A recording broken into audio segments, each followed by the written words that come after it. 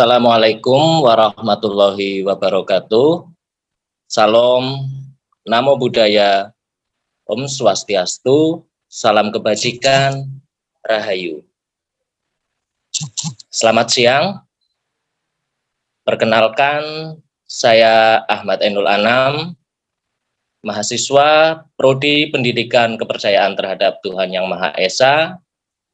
Dalam webinar kali ini, saya sebagai moderator dalam rangka pemenuhan tugas mata kuliah Etika Sistem dan Nilai Kepercayaan 2. Yang saya hormati Dekan Fakultas Bahasa dan Budaya Universitas 17 Agustus 1945 Semarang, Bapak Dr. Andes Yosep Bambang Margono, MSI, MA, PhD.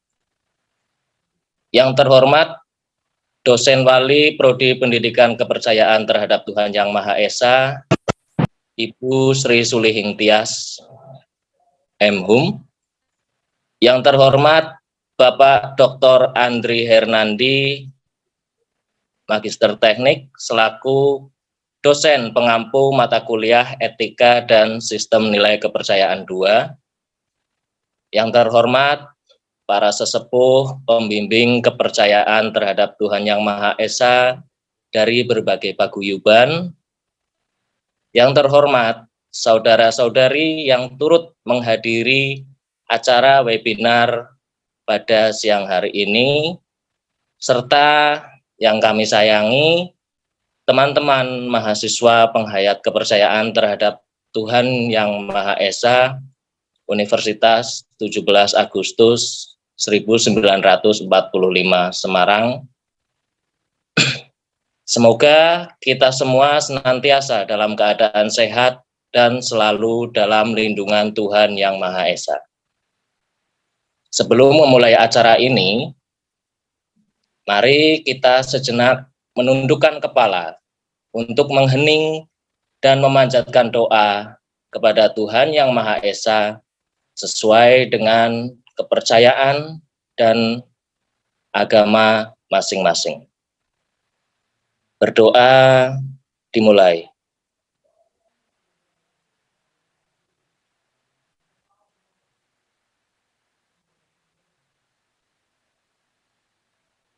Berdoa selesai.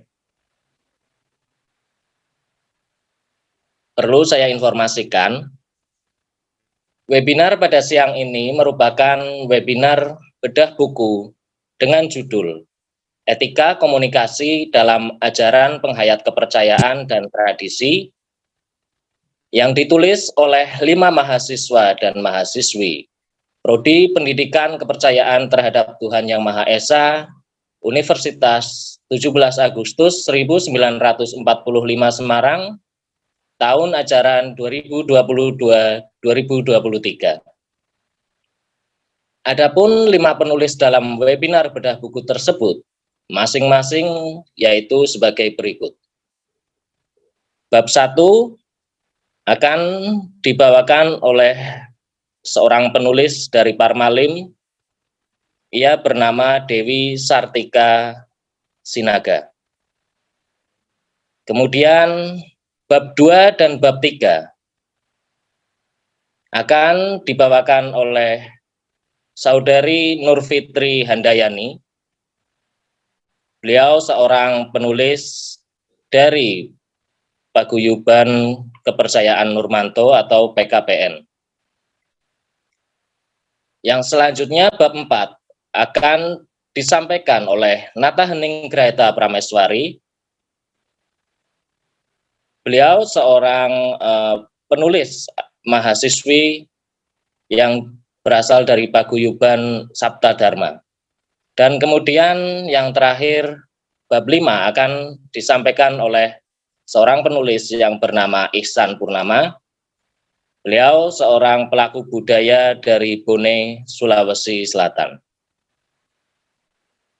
Perlu saya sampaikan, setiap narasumber memaparkan materinya selama 12 menit. dan akan diingatkan oleh moderator atau co-host apabila sudah berjalan sekitar 10 menit. Selama acara ini berlangsung, dimohon para narasumber atau para penulis dan juga teman-teman mahasiswa Prodi Pendidikan Kepercayaan Terhadap Tuhan Yang Maha Esa untuk dapat mengaktifkan kameranya atau on cam. Sedangkan untuk hadirin tamu undangan, bila mana memungkinkan juga bisa mengaktifkan kameranya. Nanti dalam penyampaian, kami akan sampaikan link kehadiran yang dapat dilihat melalui fitur chat dan nanti akan dibagikan oleh co-host. Setelah seluruh penulis selesai memaparkan hasil tulisannya, maka nanti akan dilanjutkan sesi tanya jawab yang akan dipandu oleh moderator. Kemudian peserta atau tamu undangan atau hadirin juga dapat bertanya melalui kolom chat pada fitur aplikasi yang tersedia atau bisa juga langsung on mic dengan cara raise hand terlebih dahulu. Demikian pengingatnya. Kemudian untuk memulai webinar pada siang ini, pertama, mari kita simak sambutan dari Ketua Kelompok, Ihsan Purnama. Waktu dan kesempatan saya persilahkan.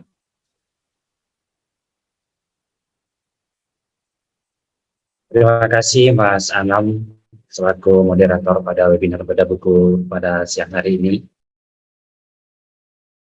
Rahayu, Assalamualaikum, Shalom, Om Swastiastu, Namo Buddhaya, Salam Sejahtera, Salam Kebajikan. Yang terhormat Bapak Dekan Fakultas Bahasa dan Budaya Universitas 17 Agustus 1945 Semarang atau yang mewakili. Yang terhormat Wakil Dekan 1 Fakultas Bahasa dan Budaya Untak Semarang, Ibu Sri Sulihing Tias M.Hum. Yang terhormat Bapak Dosen Pembimbing Bapak Dr. Andri Hernandi MT. Yang terhormat Bapak dan Ibu dosen Fakultas Bahasa dan Budaya Universitas 17 Agustus 1945 Semarang. Yang kami hormati Bapak-bapak dan Ibu-ibu serta rekan-rekan yang sempat hadir secara virtual dalam agenda webinar Bedah Buku Etika Komunikasi pada siang hari ini, serta yang saya banggakan rekan-rekan mahasiswa, rekan-rekan aktivis Civitas Akademika Universitas 17 Agustus 1945 Semarang. Bapak Ibu serta rekan-rekan peserta webinar yang kami hormati, tak ada kata yang paling indah diucapkan oleh seorang putra, melainkan puja untuk Tuhan Yang Maha Esa, dan tak ada sekir puisi yang paling indah dilantungkan oleh seorang putri, melainkan puji untuk Tuhan Yang Maha Suci. Segala puji milik Ilahi.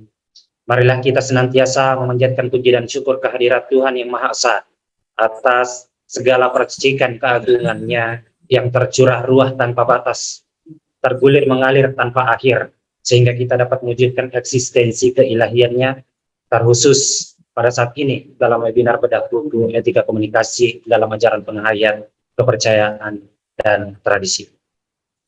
Bapak Ibu serta rekan-rekan peserta webinar yang saya hormati, kami ucapkan terima kasih atas kesediaan dan kesempatan Bapak Ibu beserta rekan-rekan untuk menghadiri agenda webinar pada hari ini, walau dengan segala keterbatasan yang ada.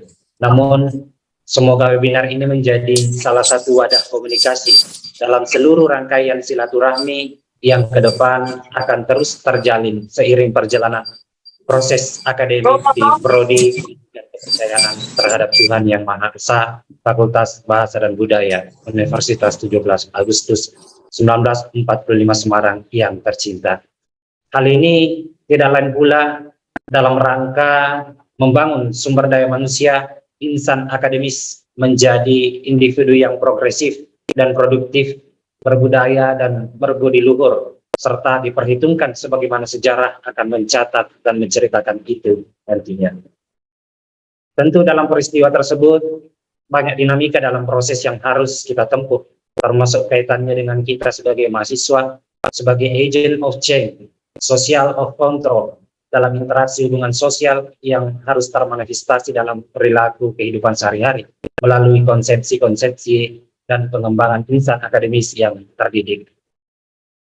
Hadirin peserta webinar yang saya hormati, adapun sebagai penutup pada kesempatan webinar hari ini, kembali saya mengucapkan rasa terima kasih atas kehadiran Bapak, Ibu, serta rekan-rekan untuk mengikuti sesi webinar bedah buku pada hari ini, serta sekaligus kami mengucapkan permohonan maaf kiranya ada hal-hal yang tidak berkenan di sisi hadirin pada saat ini hingga berakhirnya agenda kegiatan webinar bedah buku etika komunikasi dalam ajaran penghayat kepercayaan dan tradisi.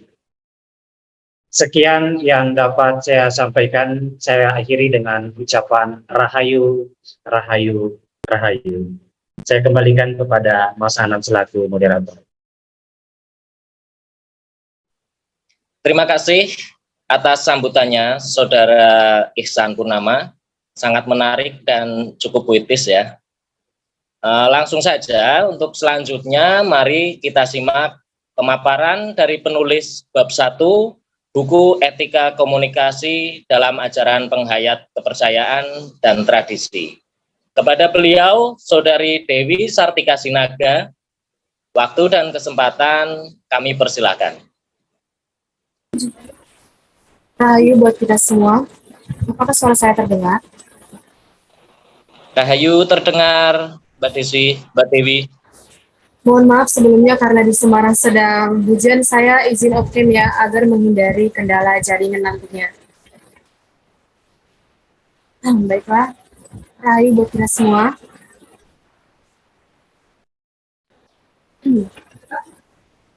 Di sini kami dari kelompok 2 akan mengulas buku yang berjudul Etika Komunikasi dalam Penghayat Kepercayaan terhadap Tuhan Yang Maha Esa dan Tradisi. Adapun sebelum masuk ke dalam etika komunikasi dalam perspektif kepercayaan terhadap Tuhan Yang Maha Esa, ada baiknya kita memahami yang menjadi dasar dari etika komunikasi. Adapun yang pertama yaitu dasar-dasar etika. Dasar-dasar etika ini terdiri dari pengertian etika itu sendiri, yakni adalah cabang dari filsafat yang membicarakan tentang nilai, baik buruk, susila dan tidak susila dalam hubungan manusia. Adapun golongan etika itu sendiri, kami membuat dalam buku ini, yakni terbagi ke dalam 3 golongan. Yang pertama yaitu etika deskriptif, yaitu adalah mempelajari moralitas yang terdapat pada individu-individu tertentu dalam kebudayaan-kebudayaan atau subkultur-subkultur yang tertentu dalam periode sejarah seperti perkawinan adat Jawa yang menggunakan ritual adat Jawa yang digambarkan dalam acara panggi. Yang kedua ada etika normatif, yakni etika yang berusaha menetapkan berbagai sikap dan pola perilaku ideal yang harus dimiliki oleh manusia penghayat kepercayaan terhadap Tuhan Yang Maha Esa. Maha Esa seperti yang sering kita ucapkan, yakni Rahayu. Makna Rahayu di sini berarti selamat, tentram, dan sentosa. Yang ketiga ada metaetika yang bergerak pada level yang lebih tinggi dari sekedar perilaku etis, yaitu pada taraf bahasa etis atau bahasa yang digunakan di bidang moral. Yang kedua ada dasar-dasar komunikasi. Adapun pengertian komunikasi yaitu proses sosial di mana individu menggunakan simbol untuk menginterpretasikan makna dalam lingkungan mereka. Komunikasi itu setidaknya melibatkan 4 elemen, yakni yang pertama ada sumber, pesan, saluran, dan penerima. Adapun hal yang dapat memengaruhi komunikasi adalah yang pertama, latar belakang. Semakin sama latar belakang budaya antar komunikator dan komunikan, maka komunikasi semakin efektif. Yang kedua ada ikatan. Nilai yang dianut oleh suatu kelompok sangat memengaruhi cara mengamati dan mempersepsi pesan. Yang ketiga ada harapan. Mengapa harapan memengaruhi komunikasi? Karena penerimaan pesan tersebut harus sesuai dengan harapan si komunikan. Yang keempat, pendidikan. Semakin tinggi pendidikan seseorang, maka akan semakin kompleks sudut pandang dalam menyikapi isi pesan yang disampaikan. Yang kelima ada situasi perilaku manusia seperti iklim, ruang, emosi, teknologi, suasana, struktur sosial, dan lingkungan. Yang kedua ada fungsi komunikasi. Fungsi komunikasi kami buat di dalam buku ini terbagi menjadi ke dalam 3. Yang pertama ada pengawasan lingkungan, yakni upaya pengumpulan, pengolahan, produksi, dan penyebarluasan informasi mengenai peristiwa yang terjadi di dalam atau luar lingkungan masyarakat itu sendiri. Yang kedua ada korelasi antar bagian dalam masyarakat. Diharapkan berbagai kalangan masyarakat mempunyai pemahaman, tindak atau reaksi yang sama atas peristiwa yang terjadi. Yang ketiga ada sosialisasi. Kebutuhan sosialisasi di sini merupakan kebutuhan hidup atau bentuk sosialisasi dalam makna komunikasi itu sendiri. Yang terakhir ada etika komunikasi. Etika komunikasi itu sendiri dianggap baik jika menciptakan hubungan yang baik dan harmonis. Sebaliknya, tanpa adanya pengetahuan etika komunikasi, maka akan terjadi kesalahpahaman yang menimbulkan pertengkaran yang dapat memecah belah kehidupan manusia. Adapun etika komunikasi mencoba mengelaborasi standar etis yang digunakan oleh komunikator dan komunikan. Setidaknya ada 7 perspektif, yakni yang pertama, perspektif politik. Dalam perspektif ini, etika mengembangkan kebiasaan ilmiah dalam praktek komunikasi, menumbuhkan bersikap adil dengan memilih atas dasar kebebasan, pengutamaan motivasi, dan menanamkan penghargaan atas perbedaan. Yang kedua, ada perspektif sifat manusia. Sifat manusia yang paling mendasar adalah kemampuan berpikir dan kemampuan menggunakan simbol. Ini berarti bahwa tindakan manusia yang benar-benar manusiawi adalah berasal dari rasionalitas yang sadar atas apa yang dilakukan dan dengan bebas untuk melakukannya. Yang ketiga ada perspektif dialogis. Komunikasi adalah proses transaksi diagonal 2 arah. Sikap diagonal adalah sikap setiap partisipan komunikasi yang ditandai oleh kualitas keutamaan seperti keterbukaan, kejujuran, kerukunan, intensitas, dan lainnya. Yang keempat ada perspektif situasional. Faktor situasional adalah relevansi bagi setiap penilaian moral. Ini berarti bahwa etika memperhatikan peran dan fungsi komunikator, standar halayak, derajat kesadaran, tingkat urgensi pelaksanaan komunikator, tujuan dan nilai halayak, standar halayak untuk komunikasi etis. Yang kelima ada perspektif religius. Kitab suci atau habit religius dapat dipakai sebagai standar mengevaluasi etika komunikasi. Pendekatan personal dalam agama atau kepercayaan membantu manusia untuk menemukan pedoman yang kurang lebih pasti dalam setiap tindakan manusia. Yang keenam ada perspektif utilitarian. Standar utilitarian untuk mengevaluasi cara dan tujuan komunikasi dapat ditemukan dari adanya kegunaan, kesenangan, dan kegembiraan. Yang terakhir ada perspektif legal. Perilaku komunikasi yang legal sangat disesuaikan dengan peraturan yang berlaku dan dianggap sebagai perilaku yang etis.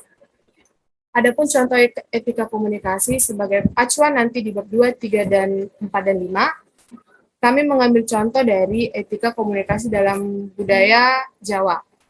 Yang pertama ada komunikasi dengan bahasa Jawa Krama. Penggunaan bahasa Jawa Krama dalam masyarakat Jawa adalah sebagai sarana penjaga interaksi sosial yang harmonis. Dalam bergaul dengan orang lain, dalam hidup bermasyarakat, ia dituntut untuk mengikuti kaidah sosial atau subasita.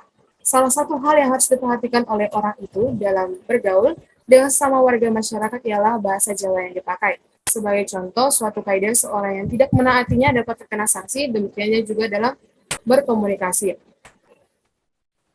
Kenyataan, adapun etika komunikasi bahasa Jawa dalam kultural yaitu kenyataan menunjukkan bahwa pengandaian itu memang merupakan pengandaian belakang, keanekaragaman, kedinamisan dan saling tumpang tindih antara bahasa atau antar ragam bahasa.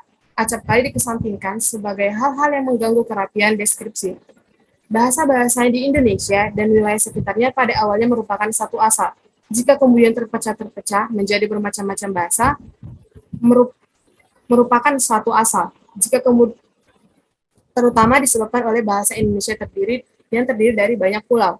Keadaan geografis tersebut menyebabkan berkurangnya pengaruh bahasa satu dengan bahasa yang lain. Selain itu, masing-masing pulau mempunyai pemerintahan daerah sendiri-sendiri.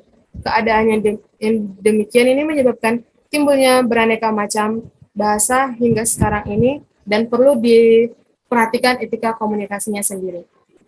Baiklah, sekian yang mungkin saya dapat sampaikan. Saya kembalikan kepada moderator. Baik, terima kasih Kak Dewi Sartika Sinaga. Sepertinya diawali dengan pembahasan yang sangat menarik ya ini bukunya. Tadi dijelaskan banyak tentang dasar-dasar etika, tentang dasar-dasar komunikasi, tentang bahkan ada kaitannya juga dengan sifat manusia, tentang macam-macam perspektif komunikasi dan sebagainya. Oke, untuk sekarang kita lanjutkan ya kepada penulis yang kedua, yaitu Saudari Nur Fitri Handayani yang akan menyampaikan hasil tulisannya pada bab 2 dan bab 3. Waktu dan kesempatan kami persilahkan. Terima kasih.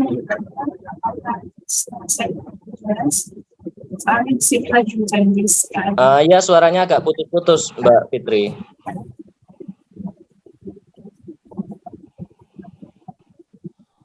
Ya. Atau mungkin off cam dulu nggak apa-apa mungkin. Oh, baiklah. Soalnya di sini hujan terus banget. Ya.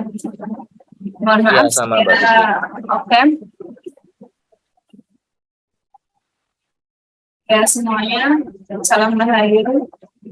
Izinkan saya menyampaikan hasil tulisan dari kelompok 2. Di sini saya akan menyampaikan berdua dengan judul etika komunikasi dalam konsep kepercayaan terhadap Tuhan Yang Maha Esa. Di dalam bab 2 ini dituliskan bentuk secara umum dan dalam konsep kepercayaan. Secara umumnya tentunya kan dalam kehidupan sehari-hari yang kita lihat dan dilaksanakan sudah seharusnya dijalankan agar terjadi komunikasi yang baik dan benar. Jadi misalkan tentang cara menjaga ucapan, tentang sopan santun, kemudian keefektifan dan efektivitas dalam berkomunikasi.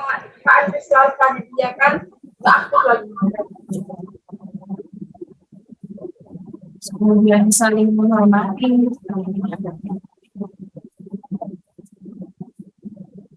dan dalam konsep kepercayaannya ini ada dalam beberapa kehidupan. Di sini ada PKPN atau pelayanan kepercayaan kehidupan normal. Kalau di PKPN itu punya peran keseharian dalam etika berkomunikasi, baik etika berkomunikasi dengan Tuhan Yang Maha Esa ataupun dengan sesama, sesuai dengan cara tradisi turun-temurun yang diturunkan kepada setiap anggotanya. Jadi dalam menembak itu kita sedang berhubungan dengan Tuhan, maka disarankan untuk menggunakan bahasa yang baik. Kalau di PKPN misalnya menggunakan bahasa roh yang diucapkan dengan suara besar. Kemudian pada saat menembak, arah dan sikap tidak ditentukan, asalkan sopan, baik, patut dan nyaman untuk menentukan menembak. Ketika komunikasi terhadap sesama terbilang umum, sesuai dengan cara ciri tempat tinggal masing-masing. Karena anggotanya itu tersebar, ada yang di Lampung, ada yang di Semarang, ada yang di Jepang, ada yang di ya. Jadi kalau etika terhadap sesama mengikuti bagaimana etika atau norma yang berlaku di sekitarnya. Kalau di PKPN ada sanggemannya, atau ini Pancabudibharata sebagai sambungan yang digunakan untuk PKPN. Yang pertama, penghayat kepercayaan adalah manusia berketuhanan yang Maha Esa, serta menjunjung tinggi kehormatan dan martabat bangsa dan negara Republik Indonesia yang berdasarkan Pancasila. Nah, di situ harus disebutkan harus menjunjung tinggi kehormatan dan martabat bangsa. Hal etika komunikasi tentunya masuk dalam poin tersebut. Apabila kita saling menghormati dan memberikan martabat bangsa, maka etika komunikasi menjadi salah satu kelebihan hidup. Kemudian ada poin kedua di Sanggaman Pancabudibharata disebutkan bahwa sebagai seorang penghayat kepercayaan haruslah penuh cinta kasih terhadap sesama kita.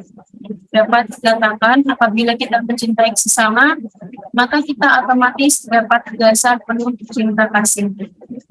Kemudian ada poin ketiga disebutkan bahwa sebagai seorang manusia yang teladan, sebagai seorang penghayat kepercayaan yang merupakan perwujudan manusia teladan baik ucapan maupun dalam kehidupan sehari-hari.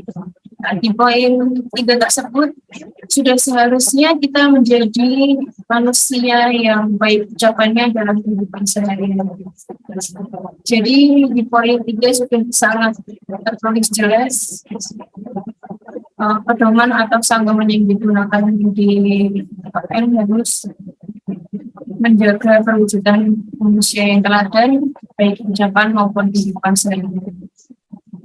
Kemudian ada poin keempat dikatakan bahwa sebagai seorang penghayat kepercayaan harusnya kita memiliki sikap sepi ing pamrih rame ing gawe yang Melayu dari bawah, yaitu dengan menjaga etika komunikasi yang baik, maka dikatakan bahwa kita telah membantu untuk mewujudkan Melayu yang bawah melalui sikap sepi ing pamrih ing gawe tersebut.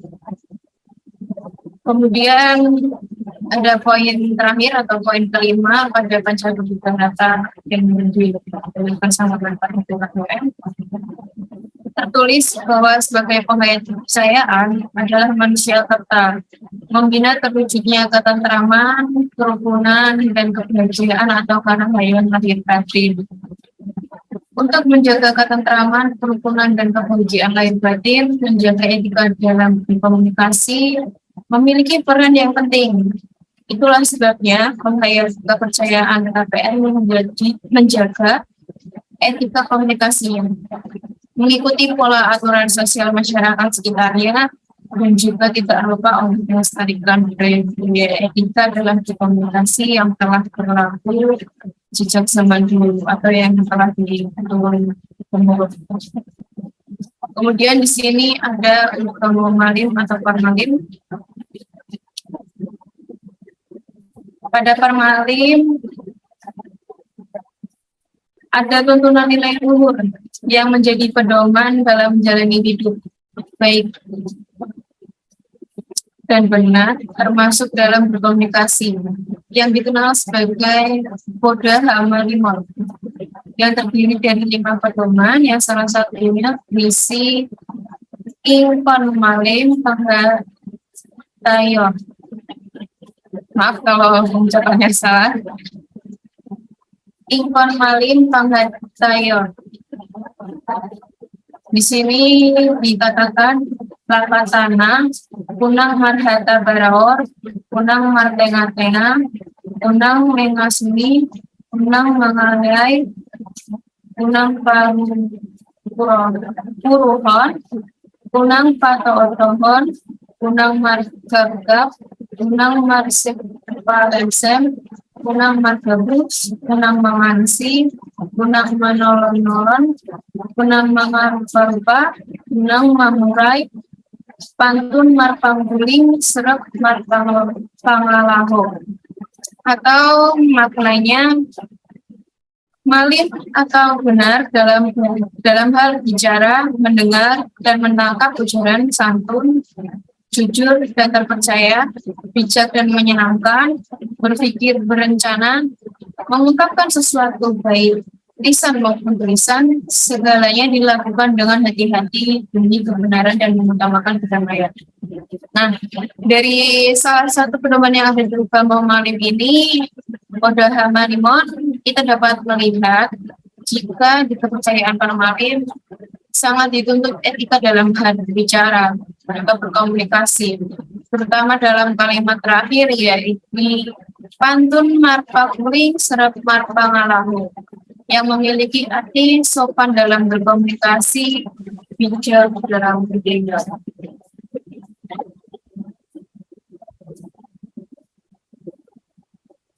Saya lanjutkan bab 3. Di sini saya juga yang menjelaskan. Bab 3 membahas tentang etika komunikasi dalam berbagai bidang. Di sini yang dibahas keluarga dan lingkungan, pendidikan, dan politik. Di keluarga dan lingkungan sendiri ada keluarga itu kan merupakan bagian yang terkecil ya, yang ada dalam lingkungan masyarakat. Nah, di sini kita memerlukan proses komunikasi yang baik, mulai dari psikologi komunikasi, kemudian bagaimana cara mendapat respon yang positif dari komunikator komunikan. Kemudian di sini ada membahas tentang dalam keluarga dan lingkungan, membahas tentang komunikasi interpersonal dalam keluarga dan lingkungan. Interpersonal ini atau disebut komunikasi antar pribadi. Komunikasi antar orang-orang tatap muka yang memungkinkan setiap pesertanya menangkap setiap reaksi orang lain secara langsung, baik secara verbal maupun non-verbal. Kemudian kalau di komunikasi interpersonal itu melibatkan paling sedikit 2 orang, misal orang tua dengan anaknya, atau yang terjadi di lingkungan antara Pak RT dengan masyarakatnya.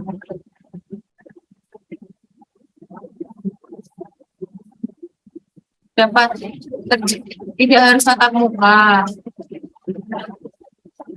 Yang penting komunikasi itu menghasilkan efek. Kemudian ini ada indikator komunikasi keluarga. Bagaimana komunikasi antar pribadi seperti yang dibahas dalam poin sebelumnya. Seperti bentuk perilaku yang lain dapat sangat efektif dan dapat pula tidak efektif. Ada beberapa kualitas umum atau aspek menurut salah satu penulis ternama sebagai indikator komunikasi keluarga. Yang pertama ada saling keterbukaan, kemudian sikap saling mendukung.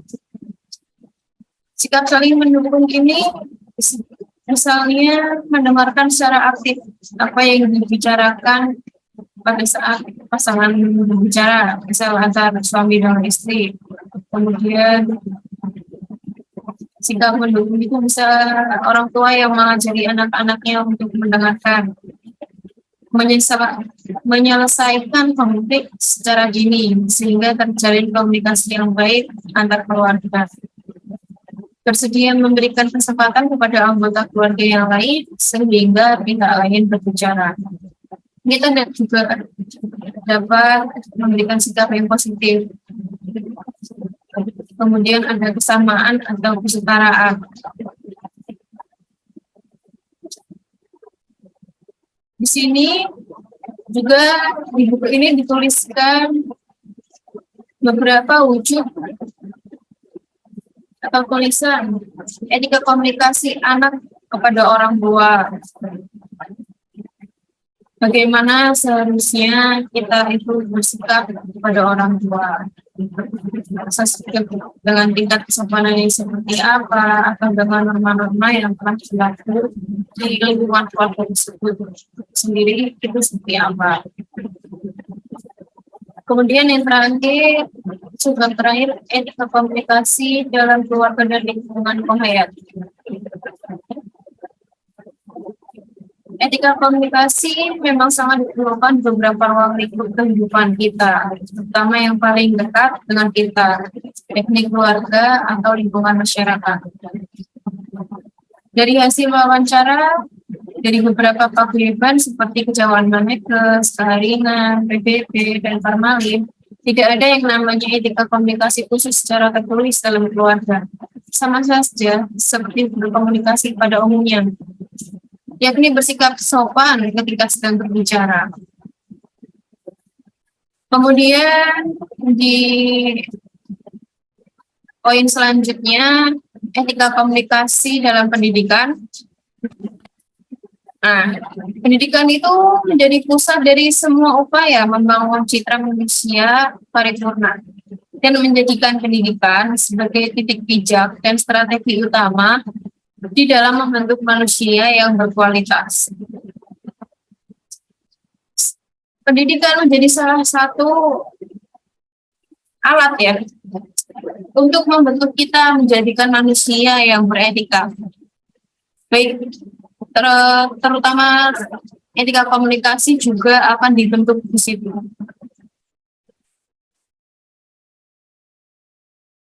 Pendidikan merupakan usaha untuk mengembangkan kepribadian dan kemampuan peserta didik di dalam dan di luar sekolah dan berlangsung seumur hidup. Maka karena itu, pendidikan menjadi pusat dari semua upaya membangun citra manusia paripurna. Seperti yang kita ketahui dalam Undang-Undang Nomor 20 Tahun 2003, disimpulkan bahwa tujuan pendidikan yaitu untuk mengembangkan potensi para pelajar, dalam hal ini peserta didik, agar bisa menjadi manusia yang beriman dan bertakwa kepada Tuhan Yang Maha Esa. Di dalam penghayat kepercayaan, untuk bisa menjadi manusia yang beriman dan bertakwa kepada Tuhan Yang Maha Esa, perlu memiliki budi pekerti. Secara umum, budi pekerti yaitu moral dan kelakuan yang baik dalam menjalani kehidupan ini. Budi pekerti dalam pendidikan kepercayaan Tuhan Yang Maha Esa itu harus diwujudkan dalam bentuk bahasa dan perilaku yang dapat diamati, bukan hanya persepsi dan pemahaman semata. Oleh karena itu, budi pekerti ini merupakan cerminan yang dapat ditampilkan. Untuk mewujudkan komunikasi yang efektif, dibutuhkan etika dan sopan santun dalam berkomunikasi. Ketika berkomunikasi dengan orang lain, terutama antara pendidik dan peserta didik, seorang harus memiliki etika yang baik atau sikap dan bahasa yang diungkapkan tidak menyinggung pendengar. Etika sangat dibutuhkan karena saat ini banyak ditemukan kasus di mana peserta didik sudah berlaku tidak sopan terhadap orang tuanya sendiri. Bukan hanya kepada orang tua sendiri, tapi kepada pendidik sekolah, kepada gurunya, kepada orang yang lebih tua, bahkan ke sesama teman. Di lingkungan sekolah banyak dijumpai peserta didik memiliki masalah berkomunikasi secara tidak etis dengan orang lain, terutama dengan pendidik. Begitu juga dalam kehidupan modern. Perilaku peserta didik ini cenderung kehilangan sopan santun kepada pendidik. Berbagai kejadian buruk sering dilaporkan. Buku ini dituliskan berbagai masalah, solusi, dan seperti apa etika pendidikan itu yang seharusnya. Misalnya, pada penghayat ini dari contoh paguyuban atau penghayat Kejauhan Manekes, dalam menjalankan kehidupan sehari-harinya selalu memegang teguh 8 ajaran Jawa yang dilestarikan di KRT Wirabati. Salah satunya bunyinya yaitu maca lan meguru podo-podo, yang berarti membaca dan mencari ilmu pengetahuan seluas-luasnya. Alam semesta adalah guru utama. Semua makhluk hidup adalah guru. Manusia di luar kita adalah guru.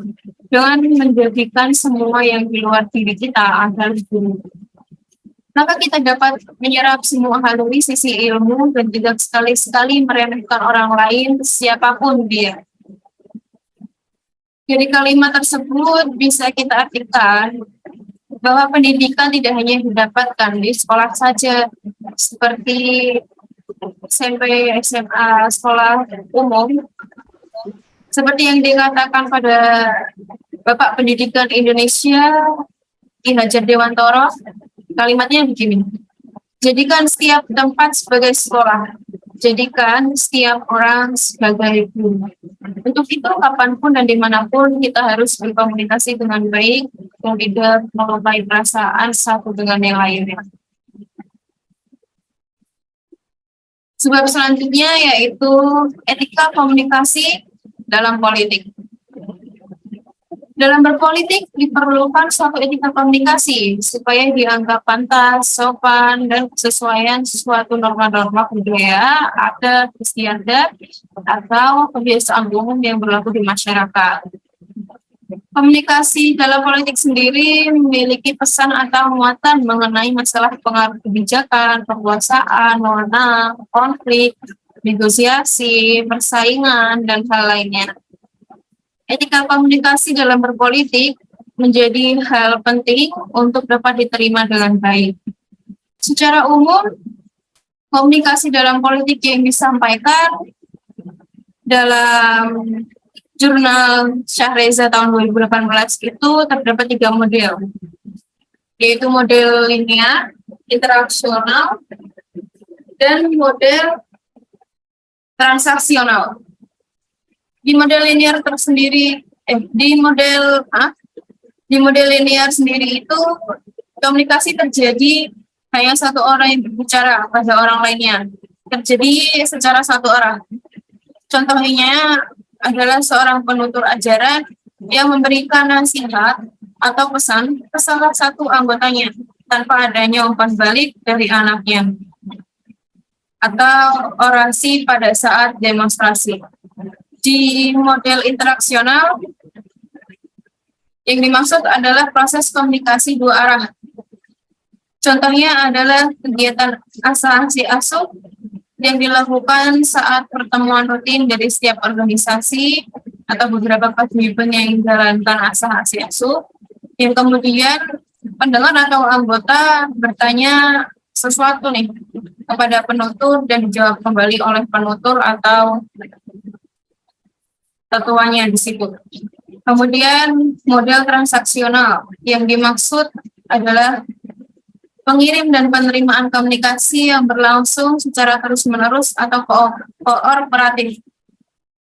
Contohnya adalah ketika kita sedang mengucapkan salam rahayu sambil tersenyum kepada seseorang, kemudian seseorang tersebut merespon dengan mengucapkan rahayu kembali sambil tersenyum juga. Maka di situ ada respon, terjadilah komunikasi yang disebut model transaksional. Dari beberapa contoh yang dituliskan tentang etika komunikasi politik dalam buku ini, di penghayat kepercayaan yang ada di Indonesia, salah satunya tentang pemilihan organisasi. Nah, pemilihan organisasi itu juga termasuk ketua organisasi, itu juga termasuk dalam etika komunikasi politik. Misalnya di sini dari Parmalim atau Pamamalim, yang sistem pemilihan ketua dalam organisasinya harus yang masih berhubungan darah dengan ketua sebelumnya. Namun, tidak harus garis keturunannya langsung atau anak, bisa saudaranya, asalkan masih memiliki hubungan darah. Contoh lain dari Persada atau Sabta Dharma. Pemilihan ketua dilakukan dengan musyawarah nasional atau munas. Dengan musyawarah itu sendiri tentu akan melibatkan proses politik yang dimana sudah disepakati bersama dengan anggota lainnya. Sedangkan tuntunan agung dalam Persada diputus seumur hidupnya, yang apabila tuntunan agung tersebut sudah tiada, maka akan dicarikan penggantinya melalui ibadah sujud. Mungkin itu saja yang bisa saya sampaikan dari tulisan buku ini di bab 2 dan 3 mengenai etika komunikasi dalam konsep kepercayaan terhadap Tuhan Yang Maha Esa dan tradisi, dan juga tentang etika komunikasi dalam berbagai bidang. Sekian, Rahayu, saya kembalikan kepada moderator.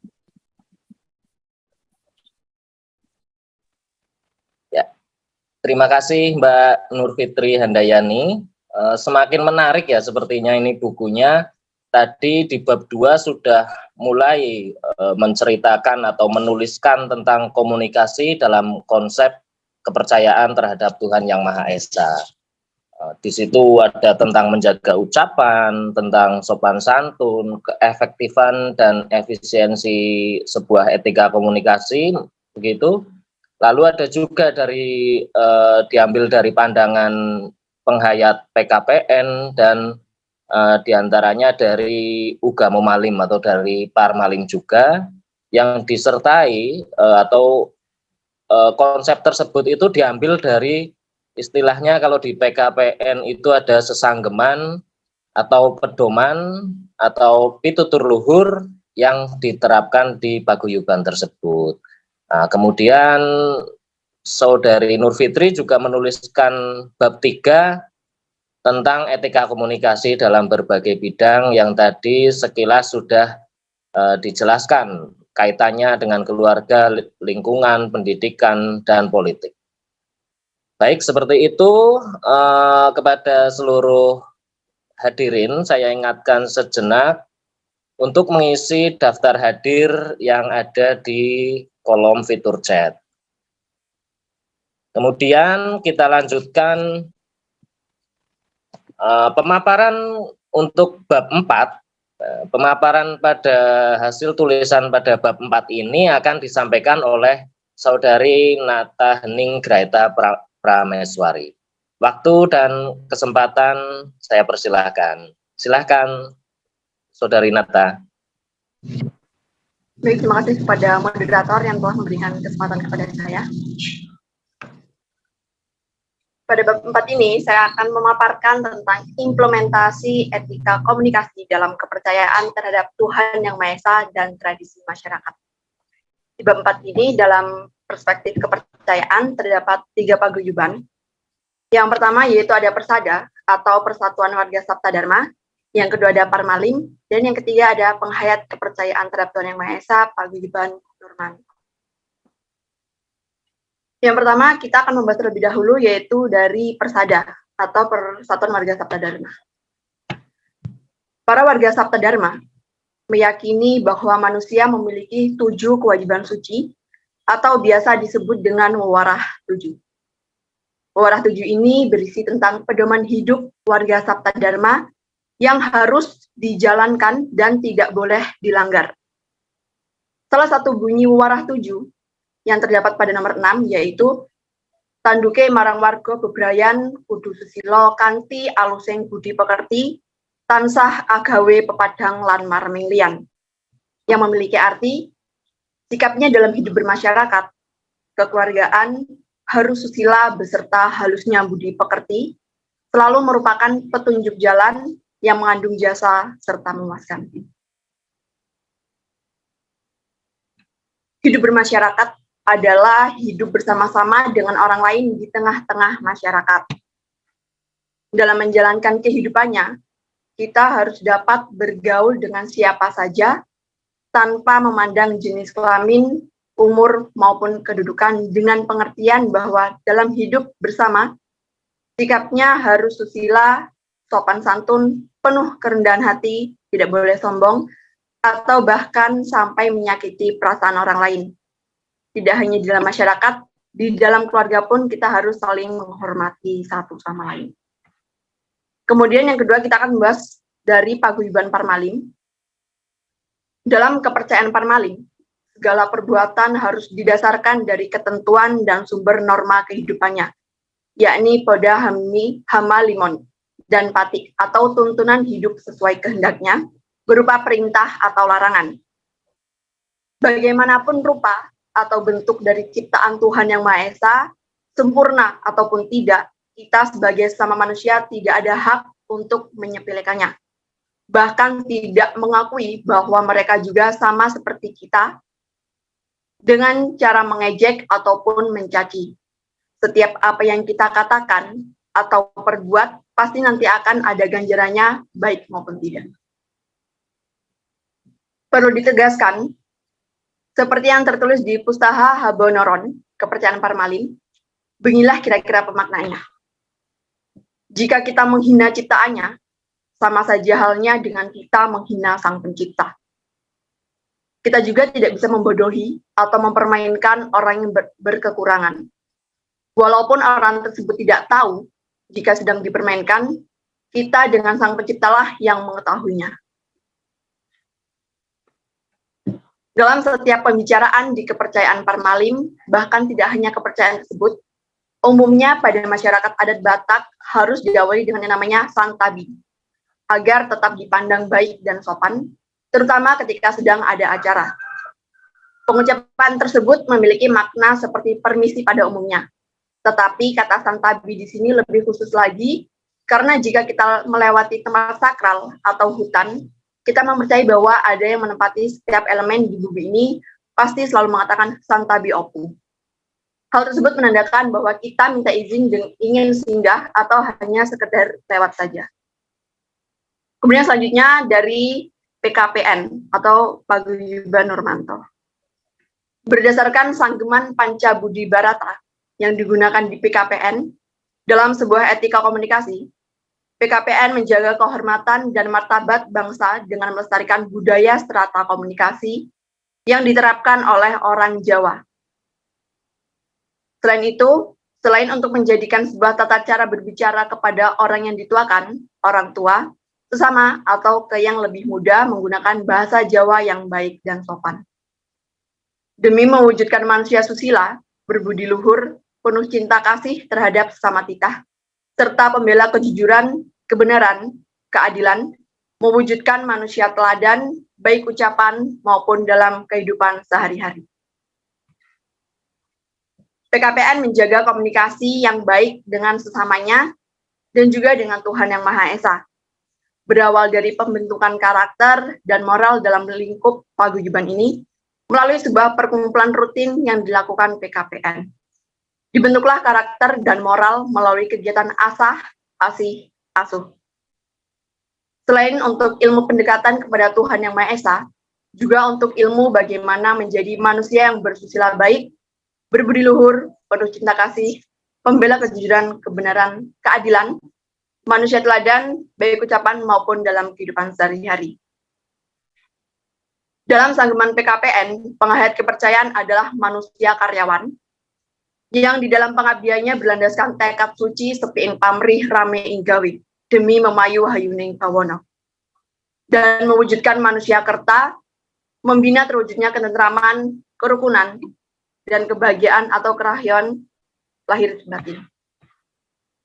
Seperti yang sudah dijelaskan di beberapa paguyuban, dapat kita pahami bahwa komunikasi itu tidak hanya dengan sesama saja, tetapi komunikasi itu bisa dilakukan dengan alam semesta dan kepada Tuhan Yang Maha Esa. Seperti contohnya komunikasi kepada sama manusia, dalam menjalani kehidupan, terutama dalam berkomunikasi, satu dengan yang lainnya harus dengan bahasa yang baik, yang tidak menyinggung perasaan lawan bicara kita. Ketika bicara dengan yang lainnya, kita juga harus bisa memberikan pesan atau makna kepada lawan bicara kita agar bisa saling introspeksi diri untuk menuju kehidupan yang lebih baik lagi. Kemudian jika komunikasi kepada alam semesta, yaitu menjaga kelestarian alam semesta, merupakan bentuk komunikasi kepada alam semesta. Karena dengan menjaga alam semesta secara tidak langsung kita meminta kepada alam semesta untuk selalu tetap dalam kondisi yang baik-baik saja, yang sekiranya tidak membahayakan atau menyakiti makhluk yang ada di bumi. Contohnya, seperti saat kita melakukan penebangan hutan secara sembarangan dan kemudian tidak melakukan reboisasi, ini akan menyebabkan bencana alam seperti longsor. Karena ketika musim penghujan datang dan tidak ada akar untuk menahan air, maka akan menyebabkan longsor. Walaupun mungkin suatu saat pasti akan tetap terjadi, akan tetapi dengan manusia menebang pohon secara sembarangan, manusia mempercepat kejadian tersebut. Kemudian ada komunikasi kepada Sang Pencipta. Komunikasi kepada Sang Pencipta ini seperti hening, sujud, sembahyang, atau sholat, ya intinya menyembah kepada Sang Pencipta. Manusia hendaknya menyadari bahwa rohani manusia berasal dari sinar cahaya Tuhan yang bersifat abadi. Maka manusia mempunyai kewajiban hidup dalam dharma kerohanian yaitu melakukan sujud atau manembah menghadapkan roh suci kita ke hadapan Tuhan Yang Maha Esa. Kemudian selanjutnya kita akan membahas tradisi masyarakat. Di sini dituliskan 2 tradisi. Yang pertama dalam tingkat tutur orang Jawa, kemudian dalam tingkat tutur bahasa Sasak di Lombok. Dalam buku dituliskan tingkat tutur orang Jawa dan tingkat tutur bahasa Sasak sebenarnya tidak jauh beda, bahwa dalam berkomunikasi itu disesuaikan dengan lawan bicara kita. Seperti contohnya di Jawa, apabila berkomunikasi dengan orang yang lebih tua dari kita itu tidak diperbolehkan tingkat tutur kata yang ngokong atau kasar. Sebaiknya menggunakan bahasa Jawa krama, hal itu akan dianggap lebih sopan dan menghormati. Kemudian dalam bahasa Sasak, bahasa sehari-hari menggunakan bahasa Sasak biasa dan untuk Sasak sangat halus yang disebut kajimeran, yang hanya dipakai oleh para raja dan kaum perwangsa atau ningrat. Klasifikasi itu didasarkan pada stratifikasi sosial masyarakat Sasak sebagai bangsawan atau perwangsa. Mungkin hanya itu yang dapat saya sampaikan. Mohon maaf apabila dalam saya penyebutan di Parmalin terdapat kesalahan, dan saya kembalikan kepada moderator. Terima kasih.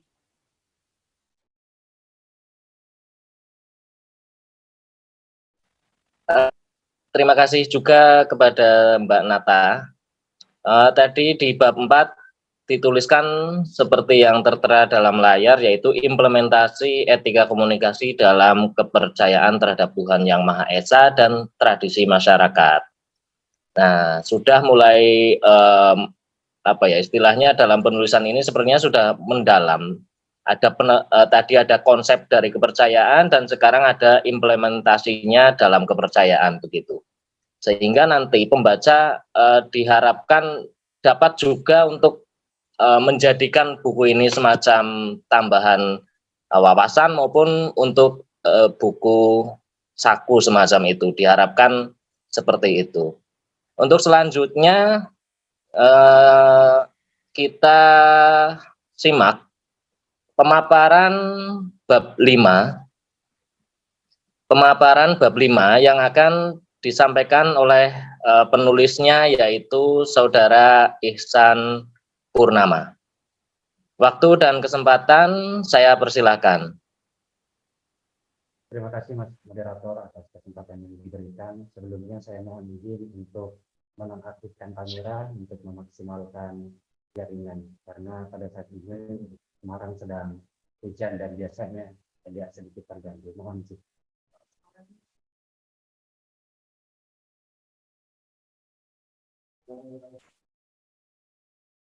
Baik, adapun pada pembahasan di bab 5 yang sempat saya tampilkan pada sesi webinar pada hari ini, yaitu etika komunikasi budaya sebagai kontrol sosial, di mana dalam pembahasan etika komunikasi budaya sebagai kontrol sosial itu tentunya ada beberapa cara atau metode yang sempat saya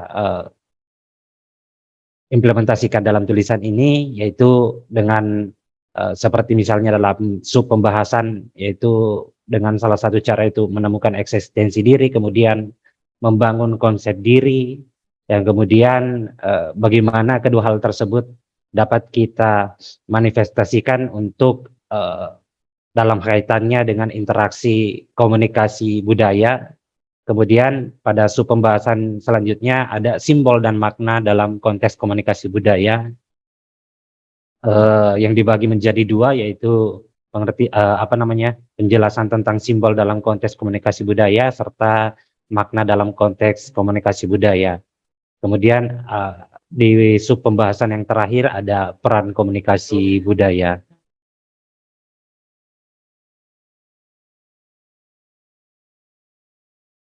Bapak Ibu yang saya hormati, etika komunikasi budaya sebagai kontrol sosial ini tentu ada interpretasi nilai-nilai luhur budaya dalam baik dalam tradisi maupun dalam ajaran kepercayaan, misalnya yang termanifestasi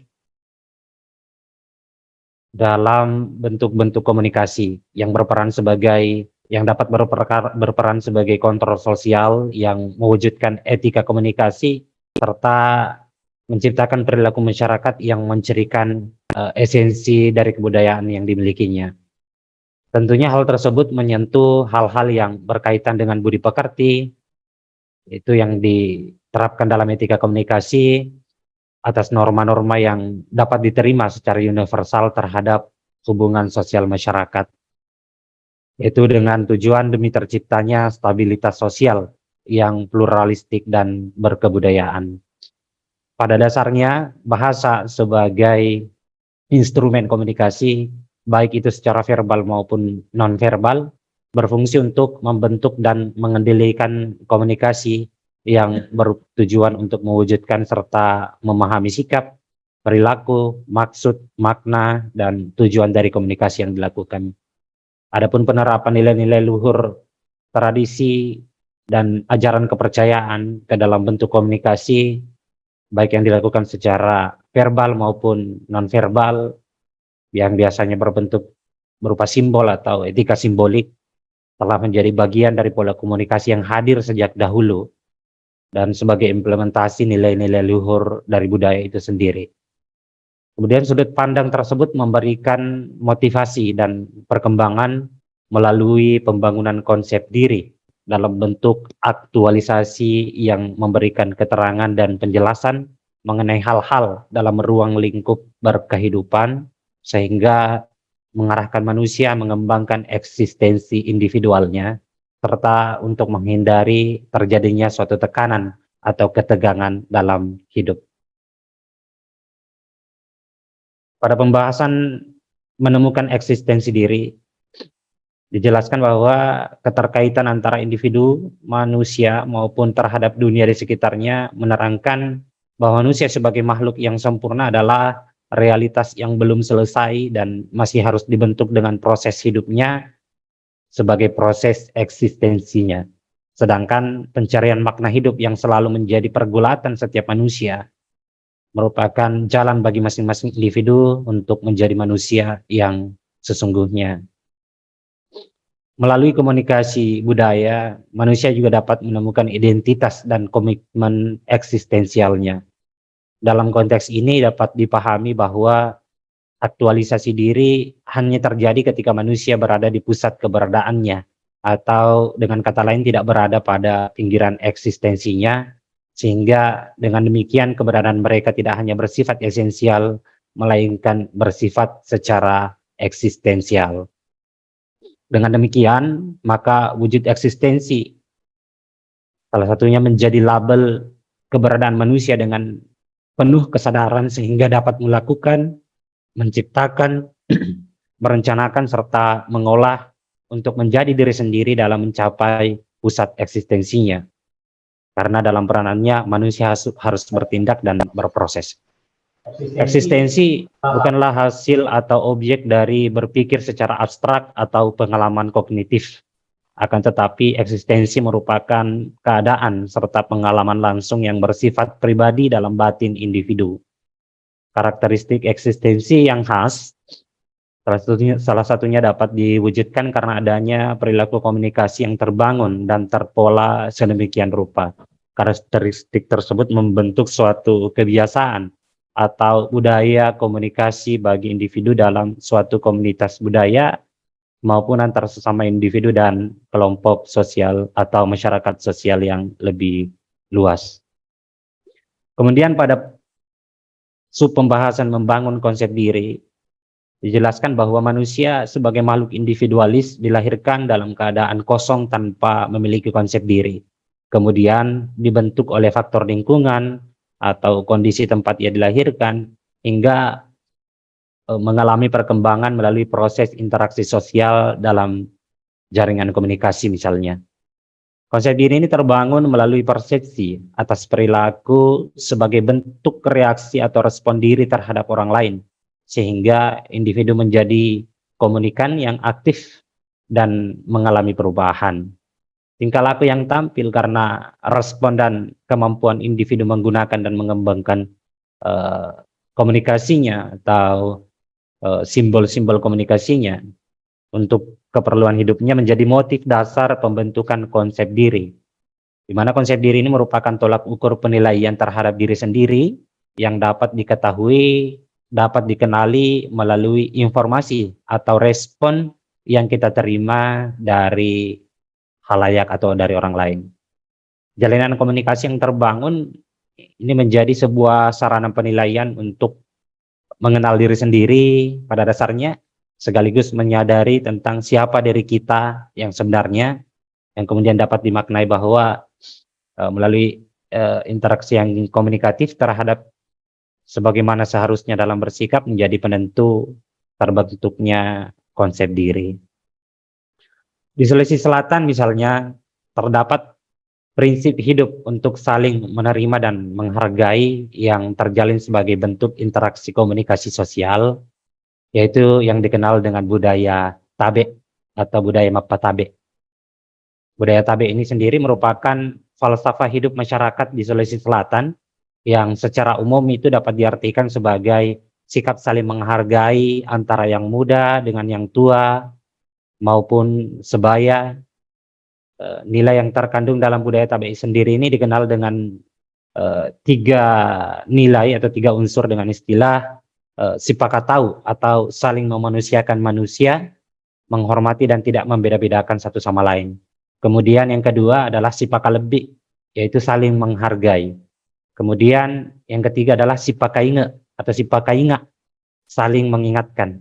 Nah, nilai-nilai tersebut adalah prinsip hubungan sosial dan terbangun sebagai konsep diri pada masyarakat yang ada di Sulawesi Selatan. Kemudian pada sub pembahasan komunikasi budaya, dalam masyarakat yang multikultural ini, manusia berkomunikasi sesuai dengan latar belakangnya atau latar belakang budayanya yang dimilikinya, baik itu kapan dan dengan siapa serta seberapa banyak yang ingin disampaikan, itu bergantung pada latar belakang atau latar belakang budaya orang lain yang berinteraksi dengannya. Adanya perbedaan dan pengaruh budayalah sehingga orang belajar untuk berinteraksi melalui komunikasi. Nah, komunikasi terletak pada proses aktivitas pelayanan hubungan antara pengirim dan penerima pesan yang melampaui ruang dan waktu. Hubungan timbal balik antara budaya dan komunikasi merupakan hubungan simbiosis yang saling mempengaruhi, karena budaya mempengaruhi komunikasi dan sebaliknya pula komunikasi mempengaruhi budaya. Dalam hal beradaptasi dan mempelajari untuk memahami budaya yang berbeda akan menciptakan keharmonisan dalam proses komunikasi sebagai bentuk pertukaran budaya. Nah, kemudian adapun komunikasi yang terjadi dalam situasi yang menunjukkan perbedaan kebudayaan atau perbedaan budaya dapat dilihat dari sudut pandang bahasa, nilai, adat istiadat maupun kebiasaan-kebiasaan masyarakat dalam masyarakat kebudayaan. Pada dasarnya, komunikasi antar budaya melibatkan partisipan komunikasi dengan latar belakang yang berbeda-beda dalam ruang lingkup yang sangat luas. Kemudian pada sub pembahasan simbol dan makna dalam konteks komunikasi budaya, di mana bahasa menggunakan bentuk verbal maupun non-verbal, biasanya sebagai simbol atau etika simbolik, dijelaskan bahwa simbol atau tanda atau etika simbolik atau yang biasa disebut dengan atau yang biasa terimplementasi sebagai bahasa tubuh yang merupakan hasil dari kemampuan individu untuk menggunakan dan mengembangkan potensinya sebagai dasar konsep diri dalam konteks komunikasi yang berbudaya. Interpretasi simbol ini interpretasi simbol dengan benar menjadi hal yang mendasari bahasa, pemikiran maupun perilaku baik secara nonverbal bahasa maupun secara verbal bahasa dan secara umum. Makna dan wujud dari interaksi simbolik dalam aktivitas komunikasi dapat diinterpretasikan oleh komunikator sebagai pemberi sinyal atau pesan. Dalam hal tersebut, komunikator mencoba menafsirkan isi sinyal yang disampaikan. Interaksi simbol dalam kegiatan komunikasi berusaha memaknai kandungan yang terdapat dalam sebuah isyarat atau pesan. Simbol dapat dimanfaatkan sebagai sarana untuk mengungkapkan atau memperkenalkan sesuatu dalam penyampaian pesan. Kemudian ada makna dalam konteks komunikasi budaya.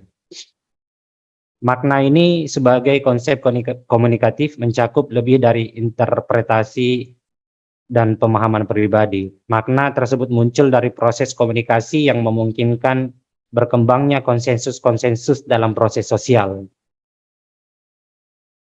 Kemudian menurut teori konsep dan model proses makna yang dijelaskan salah satunya oleh Wendell Johnson, yaitu memberikan sejumlah implikasi terhadap komunikasi manusia dengan keterangan makna terletak di dalam diri, sedangkan penggunaan kata-kata lebih mendekati mengenai apa yang ingin disampaikan. Kemudian ada makna berubah dari pemaknaan kata. Nah, banyak kata yang digunakan berubah dari waktu ke waktu, terutama pada dimensi makna emosionalnya. Makna juga membutuhkan referensi, meskipun tidak semua komunikasi diarahkan ke dunia nyata atau alam realitas, namun komunikasi baru dapat diterima oleh akal serta memiliki makna jika menyangkut dunia atau lingkungan eksternalnya. Makna juga tidak terbatas. Pada saat tertentu ketika jumlah kata dalam suatu bahasa itu terbatas, arti dan maknanya tidak terbatas. Kemudian makna hanya sebagian yang dapat tersampaikan. Adapun makna didapatkan dari peristiwa komunikasi akan beragam dan kompleks, tetapi hanya beberapa di antaranya yang benar-benar dapat dijelaskan. Kemudian ada peranan etika komunikasi budaya sebagai kontrol sosial. Etika komunikasi dalam hubungan sosial mampu menyesuaikan perbedaan dalam masyarakat sebagai sebuah usaha untuk menciptakan perubahan ke arah yang lebih baik. Melalui etika komunikasi, manusia dapat menyesuaikan diri dengan lingkungan sosial, adat istiadat, tingkah lakunya, tata krama masyarakat, dan sekaligus dengan mudah dapat membaurkan diri dengan segala bentuk kebudayaan yang berkembang atau yang ada di dalam masyarakat. Dalam berkomunikasi, kita harus menggunakan bahasa yang baik tentunya, sopan, serta menggunakan bahasa-bahasa atau simbol-simbol atau bahasa tubuh yang baik pula untuk menghindari ketersinggungan apapun yang disebabkan oleh perkataan maupun gerakan atau bahasa tubuh yang tidak sesuai.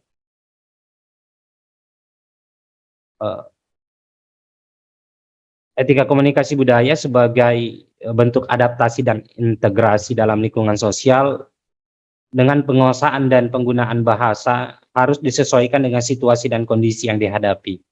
Adapun etika komunikasi budaya sebagai alat untuk kontrol sosial memiliki arti sebagai media yang dapat mempengaruhi sikap, tingkah laku maupun kepribadian seseorang yang mampu mengarahkan terjadinya perilaku responsif komunikasi yang baik sebagai bentuk timbal balik dalam proses interaksi komunikasi sebagai interaksi sosial. Sekian yang dapat saya sampaikan pada penyampaian bab 5 pada webinar kali ini. Selanjutnya saya kembalikan kepada moderator. Baik, terima kasih Mas Ihsan. Menambah lengkap ya sepertinya buku ini. Bab 5. Terima kasih Mas. Ya, sama-sama. Bab 5 hadir dengan pembahasan etika komunikasi budaya sebagai kontrol sosial. Bahkan di dalam bab ini tadi telah disebutkan oleh Mas Ihsan, komunikasi juga berperan dalam menemukan eksistensi diri. Wah, ini sepertinya sangat relevan ya, bukan sepertinya malah, ini sangat relevan dengan momen kapanpun bahwasanya manusia tentu ingin dirinya eksis atau menyatakan keberadaannya, sehingga diperlukan kontrol sosial, yaitu melalui etika komunikasi. Lalu dijelaskan juga ada membangun konsep diri dan sebagainya begitu. Baik teman-teman dan peserta webinar semua, demikian tadi sudah disampaikan pemaparan hasil tulisan dari bab 1 sampai dengan bab 5. Ada Mbak Dewi Sartika Sinaga, ada Nata Hening, ada Nur Fitri Handayani, dan tadi Saudara Ihsan Purnama. Dalam buku ini tertulis bagaimana berkomunikasi yang tepat dalam kehidupan sehari-hari menurut kepercayaan maupun tradisi. Mengingat manusia adalah makhluk sosial yang sangat penting akan komunikasi. Selain komunikasi sesama manusia, di buku ini juga ada penjelasan mengenai komunikasi terhadap Tuhan Yang Maha Esa. Nah, kepada seluruh peserta webinar sekalian, silahkan bisa raise hand bila akan bertanya secara on mic, atau bisa juga ditulis melalui fitur chat ya pada kolom yang tersedia begitu. Atau bisa juga dari teman-teman prodi PKTT YME nih, mau dari angkatan 1 maupun angkatan 2. Saya lihat tadi ada beberapa yang ikut juga, silahkan untuk bertanya begitu. Jadi nanti kita di sini bisa sharing, bisa Anda semua juga bisa mengkritik atau memberikan saran tentang penulisan buku yang telah kita sampaikan tadi, yang telah kami sampaikan tadi. Tadi ada bab 1 tentang dasar-dasar etika. Ya, kita ulas sedikit. Oh ya, buku ini ya ada sumber-sumbernya ini. Jadi diantaranya ini bagaimana? Halo.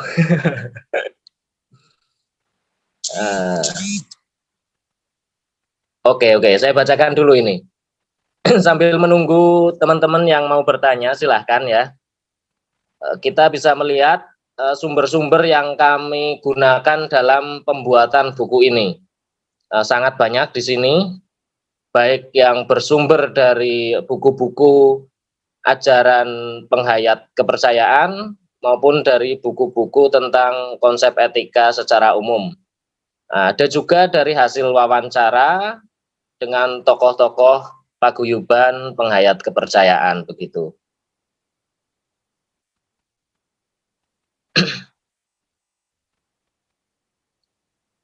Nah, ada kalimat bijak yang bisa kita ambil dari buku ini, yaitu pengetahuan mempengaruhi gaya bicara, moral mempengaruhi etika bicara.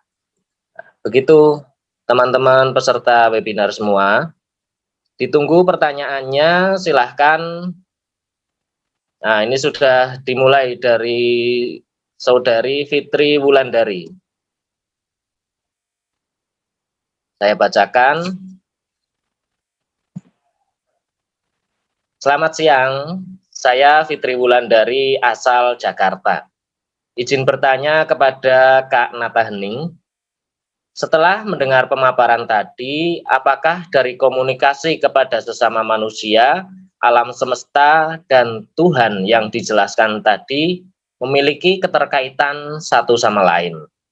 Kemudian, apakah sesaji juga merupakan bentuk komunikasi? Jika iya, bentuk komunikasi kepada siapa? Terima kasih. Nah, pertanyaannya sangat menarik ini, Kak Nata Hening. Sangat menarik dan sangat sering juga ya, ini orang-orang semestinya perlu tahu juga ini. Sangat sering menjadi pertanyaan orang-orang ini, terutama bagi orang umum yang mungkin belum tahu. Jadi pertanyaan ini penting untuk dijawab. Silahkan Saudari Nata Hening, mungkin sudah bisa dijawab atau menunggu pertanyaan selanjutnya.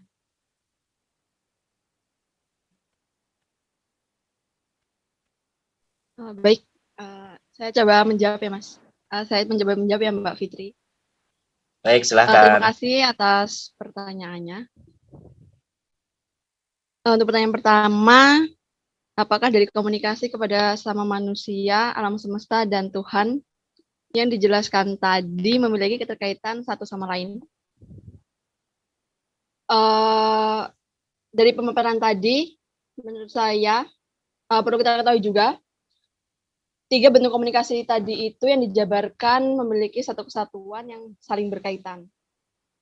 Karena di dalam kepercayaan terhadap Tuhan Yang Maha Esa, sudah menjadi kesepakatan bahwa Tuhan itu imanen atau mengeliputi. Jadi kita semua manusia Dan alam semesta ini berada di dalam Tuhan itu sendiri. Kemudian di dalam kehidupannya, manusia ini tidak bisa hidup sendiri dan selalu membutuhkan bantuan orang lain, kemudian selalu bergantung pada makanan, minuman, dan udara yang disediakan oleh alam semesta. Maka dari itu, kita harus bisa menjaga satu sama lain, entah itu dari tutur kata maupun dari perbuatan kita. Contohnya seperti yang tadi dijelaskan, yang contoh tentang alam semesta. Contoh lainnya itu bisa berupa seperti kejadian alam tsunami. Karena ketika kita merusak atau menyakiti alam semesta, secara tidak langsung kita juga itu sudah merusak atau menyakiti diri kita sendiri.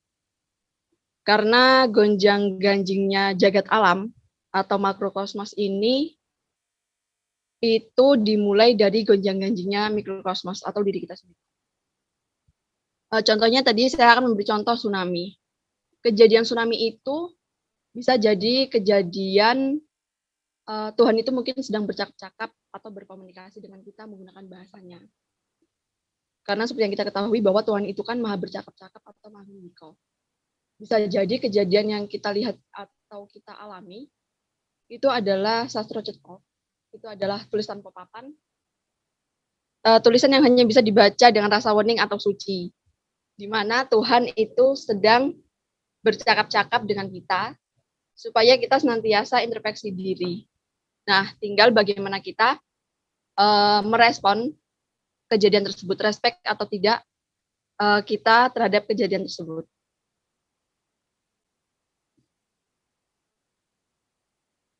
Percakapan Tuhan itu sebenarnya adalah percakapan diri kita pribadi. Karena Tuhan itu mewujud. Maka adanya kita itu adalah introspeksi diri. Kita harus selalu mawas atau introspeksi diri. Nah, dari mawas itulah kita mengetahui kekurangan, kelemahan, ataupun kesalahan-kesalahan kita. Nah, kemudian setelah mawas, itu kita harus matrap. Matrap itu adalah hasil dari introspeksi diri, dari mawas diri itu. Nah, di situ kita akan mengetahui kekurangan, kelemahan ataupun kesalahan kita di sini. Misalnya tidak merawat alam atau mempercepat proses rusaknya alam dan lain sebagainya. Bisa jadi juga tsunami itu terjadi karena pergeseran lempeng-lempengan itu. Karena adanya pengeboran sumur bor, pengeboran minyak bumi, dan lain sebagainya. Kemudian setelah mawas dan matrap, yang terakhir itu ada mangreh. Mangreh itu adalah setelah kita mengetahui kekurangan-kekurangan kita, kemudian kita berbenah melaksanakan kebaikan-kebaikan. Nah, mangrehnya ini adalah bagaimana kita berusaha untuk tetap melaksanakan kebaikan-kebaikan sesuai dengan kehendak Tuhan, yaitu memayu hayuning bawono seperti yang sudah dijelaskan tadi, yaitu memelihara semesta atau mengendalikan nafsu. Jadi dalam hidup ini tidak boleh melakukan kerusakan kepada alam semesta dan seisinya. Karena jika dilihat ketiganya tadi itu bisa merujuk kepada hukum sebab akibat atau ngunduh waing pakarti, yaitu kaitannya dengan manusia dan manusia, manusia dengan alam semesta, maupun manusia dengan Tuhan. Nah, sebagai penghayat kepercayaan, kita sudah tidak asing lagi dengan hukum alam, hukum sebab akibat, atau ngunduh waing pakarti. Jadi, apa yang kita tanam, itu yang akan kita petik. Apa yang terjadi pada diri kita, itulah hasil dari perbuatan kita. Oleh sebab itu, kita harus saling menyayangi, mengasihi, dan menjaga satu sama lain. Jadi menurut pemahaman saya, Tuhan itu tidak pernah yang namanya menghukum atau memberi azab pada manifestasinya sendiri. Karena Tuhan itu kan memiliki sifat adil, di mana sifat keadilannya inilah yang kemudian apa yang terjadi pada diri kita, itulah hasil dari perbuatan diri kita sendiri, bukan hukuman dari Tuhan ataupun azab dari Tuhan. kan Tuhan itu kan maha welas asih. Jadi tidak mungkin jika Tuhan menyakiti manifestasinya sendiri. Seperti itu Kak Fitri. Untuk yang pertanyaan apakah ada keterkaitan satu sama lain. Kemudian yang kedua, pertanyaan tentang sesaji. Sesaji juga apakah sesaji juga merupakan bentuk komunikasi? Jika iya, bentuk komunikasi kepada siapa? Sesaji juga merupakan bentuk komunikasi, yaitu komunikasi terhadap Tuhan Yang Maha Esa. Atau sastra ceta tadi yang sudah dijelaskan di awal. Nah, sesaji ini kan merupakan bentuk rasa syukur kita kepada Tuhan Yang Maha Esa. Biasanya itu ada sesaji kalau orang yang masih mempercayai, kalau misalkan mau ada acara ataupun yang lainnya, orang yang masih mempercayai hal tersebut akan menyediakan sesaji. Nah, orang yang meyakini akan menyediakan sesaji atau memasang sesaji. Nah, ini kan tujuannya sebagai rasa syukur kita kepada Tuhan Yang Maha Esa, agar acara yang akan kita laksanakan ini dapat berjalan dengan lancar. Dan dalam sesaji tersebut juga pasti di setiap bahan-bahannya terdapat makna masing-masing. Mungkin seperti itu Kak Fitri. Terima kasih.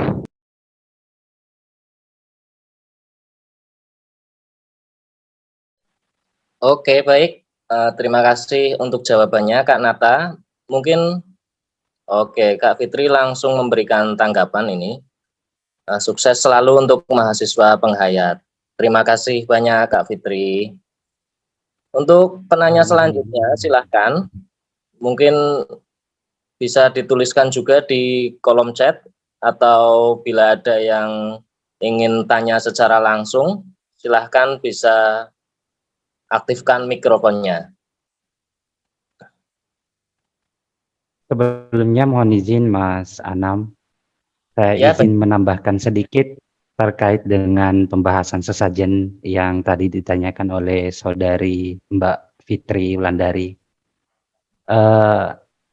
Saya menganggap bahwa sesajen itu kan mempunyai atau tersusun oleh beragam komponen.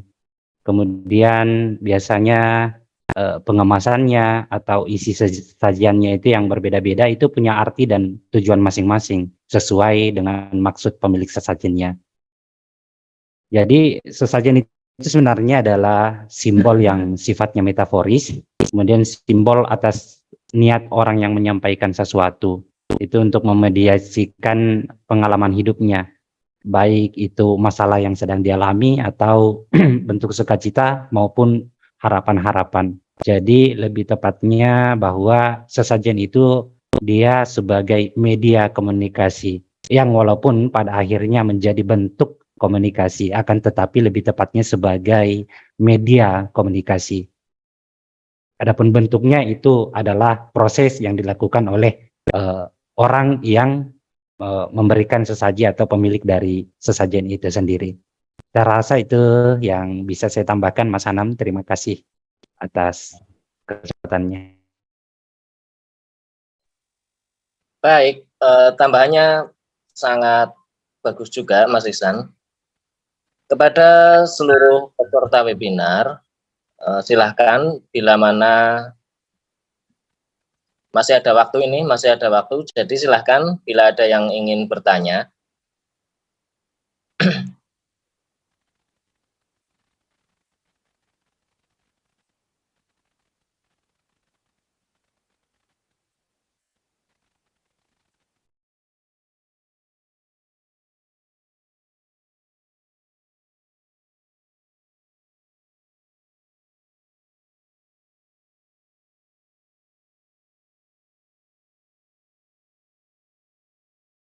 Mungkin ada tanggapan juga dari yang lain ya terkait dengan hal tadi yang ditanyakan oleh Fitri.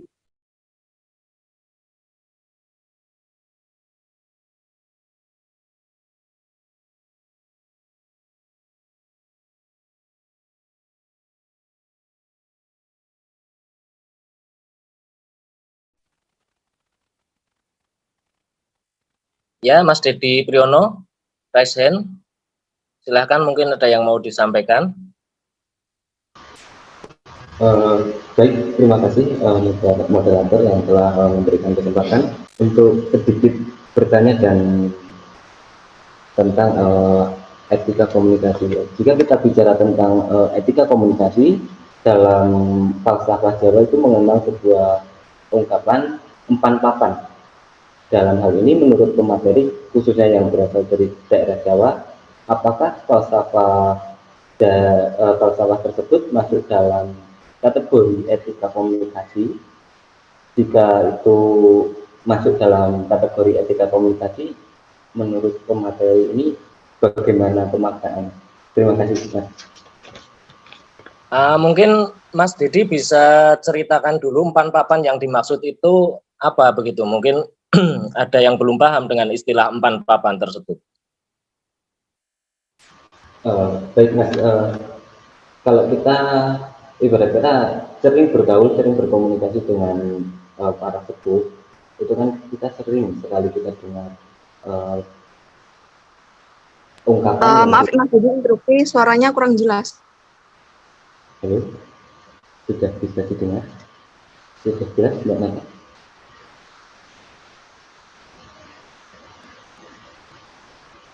Iya Mas, silakan lanjut. Ya, jika kita berkomunikasi dengan orang-orang sepuh, orang-orang tua terutama, kita sering sekali mendengar istilah umpan papan, yang dimana umpan papan itu sebagai pengimplementasian dari sebuah tradisi, sebuah ungkapan yang diturunkan secara turun-temurun oleh para leluhur dalam hal komunikasi, dalam hal bertingkah laku. Dalam hal ini umpan papan ini masuk dalam kategori etika komunikasi atau tidak? Dan menurut pemateri, mohon untuk disampaikan dalam pemaknaannya yang lebih spesifik begitu, Mas. Oke, baik. Kepada pemateri, langsung saja silahkan bila ada yang mau menanggapi. Baik, coba saya jawab ya, Mas. Umpan papan ya. Apakah itu sebagai bentuk salah satu etika komunikasi? Seperti itu ya?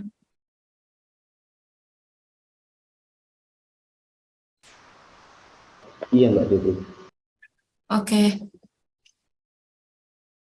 Jelas, umpan papan itu sebagai salah satu bentuk etika komunikasi. Kenapa? Karena umpan papan itu gini ya, jadi salah satu norma yang berlaku di masyarakat, terutama umpan papan itu kan ciri khasnya orang Jawa. Jadi itu sebagai salah satu etika komunikasi. Kita bicara dengan siapa, kita bicara di mana, dengan orang tua kah, atau dengan sesama kah. Saat sedang ada yang berbicara, kita tidak boleh memotong pembicaraannya. Itu menjadi salah satu etika komunikasi. Jadi norma yang memang sudah berlaku di masyarakat Jawa. Jadi istilahnya kayak norma sehari-hari, aturan sehari-hari. Kita tuh kalau ngomong, kalau bicara harus umpan papan gitu. Kurang lebih seperti itu. Pemateri lain, barangkali ada yang mau menambahkan atau Izin menambahkan, ya, silakan Mbak Fitri, terima kasih atas penjelasannya. Izin menambahkan Mas Anam. Baik, silahkan Mas Isan. Ya, jadi tadi pertanyaannya menurut saya sangat menarik karena ini ada korelasinya dengan apa yang kami tuliskan. Walaupun saya karena tadi dikhususkan kepada orang Jawa, akan tetapi saya sebagai orang yang bukan Jawa mencoba untuk merepresentasikan apa makna dari umpan papan itu sendiri. Yang saya cari informasi ternyata itu adalah dalam bahasa Jawa bermakna suatu sikap ya, atau laku perbuatan terhadap orang yang pandai untuk menempatkan sesuatu pada tempatnya dan pada saat kondisi dan waktu yang tepat. Jadi menarik sekali pertanyaan yang diberikan oleh Mas Dedi. Secara garis besar pada pembahasan buku kami telah menuliskan bahwa interpretasi nilai-nilai budaya itu tertuang sebagai wujud etika komunikasi sebenarnya.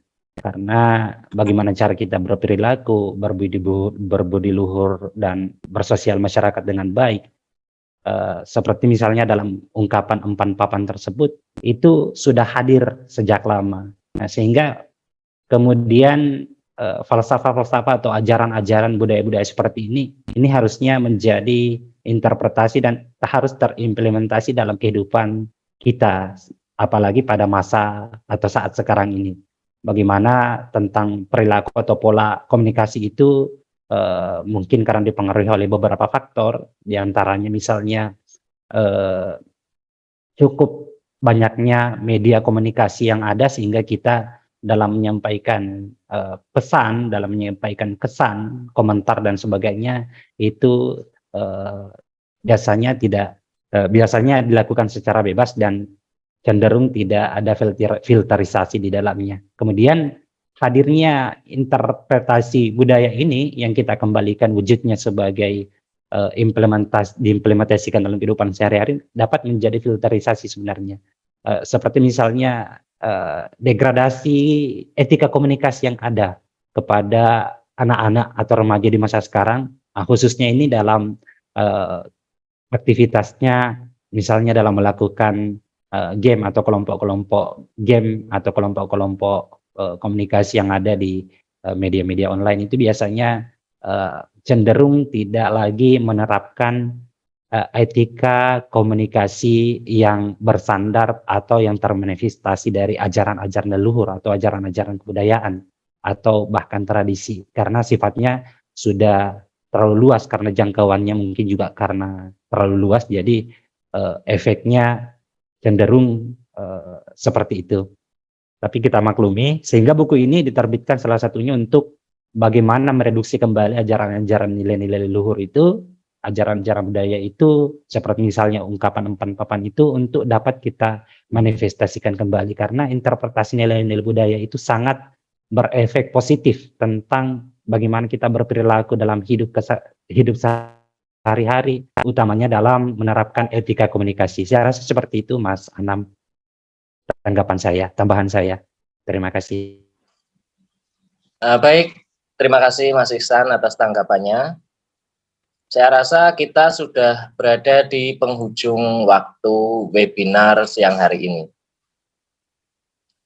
Kepada seluruh peserta dan teman-teman sekalian, untuk mendapatkan file buku ini, teman-teman dan peserta webinar sekalian nanti bisa menghubungi nomor kontak person yang tertera pada flyer webinar ya, istilahnya itu, pada yang kemarin telah kita sosialisasikan. Nah, untuk hari besok, saya ingatkan sejenak, besok masih ada webinar sesi ketiga, keempat, kelima, dan keenam begitu. Untuk hari besok, hari Sabtu, kita mulai pagi jam 8 sampai dengan jam 10. Lalu dilanjutkan sesi yang keempat, jam 1 siang, waktu Indonesia Barat. Untuk hari Minggu, kembali ke jam 10 dan jam 1 siang. Demikian webinar bedah buku kali ini. Untuk penutupnya nanti kami serahkan kepada Bapak Andri Hernandi untuk memberikan tanggapannya. Namun sebelum itu, izinkan saya mewakili rekan-rekan penulis sekalian untuk mengucapkan terima kasih banyak atas perhatian dan partisipasinya selama webinar hari ini. Dan kami juga memohon maaf bila mana terdapat banyak kekurangan, baik itu dalam penyampaian kata maupun dalam penyajian materi. Saya rasa demikian. Mungkin ada yang mau ditambahkan juga dari ketua kelompok.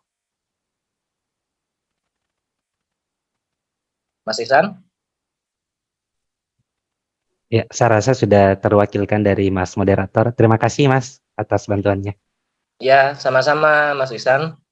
Untuk selanjutnya, waktu dan kesempatan saya sampaikan kepada Bapak Andri Hernandi selaku dosen pembimbing kami. Monggo Pak Andri. Ya, baik. Terima kasih ya. Suara saya terdengar? Terdengar Pak. Ya, baik. Ya,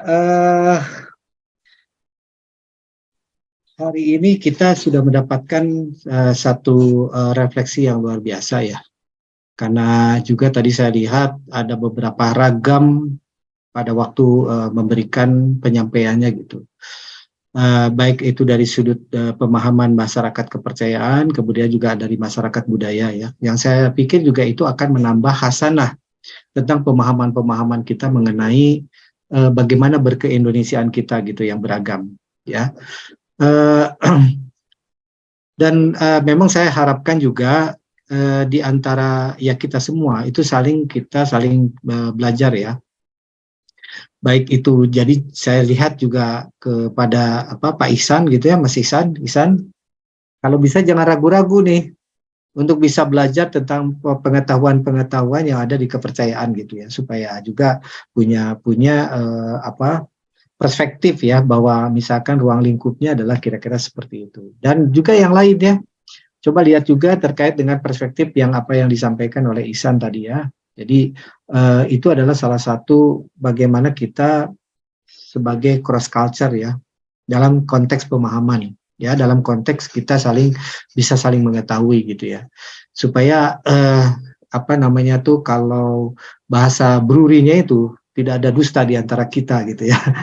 Maksudnya itu kita bisa saling mempelajari dan kita bisa saling memahami terkait dengan perbedaan ini akan menjadi satu keunggulan gitu ya bagi kita semua. Nah, jadi saya harapkan mudah-mudahan nanti yang